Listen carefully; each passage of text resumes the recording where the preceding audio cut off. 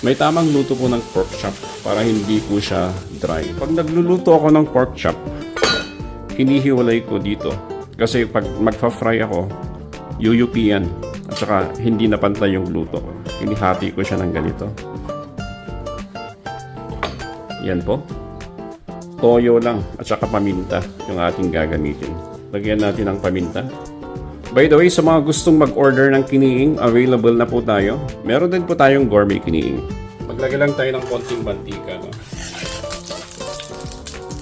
Unahin kong ilagay itong taba para lumabas yung mantika. Ang sekreto po ng perfect na pork chop ay nasa init po ng inyong kawali. Huwag po siyang masyadong mainit. Huwag naman po siyang masyadong mahina. Pag masyadong mainit, matutusta yung pork chop nyo na hindi pa luto. Pag masyado naman pong maina, magiging mamantika po yung inyong pork chop.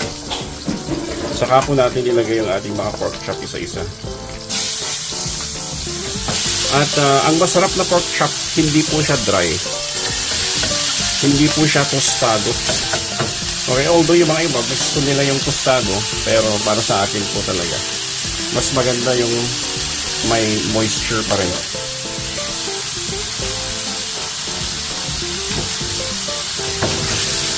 Pag umiinit masyado yung inyong pan, medyo pahinaan nyo po. Etong mga taba, pwede na po nating tanggalin. Ayan.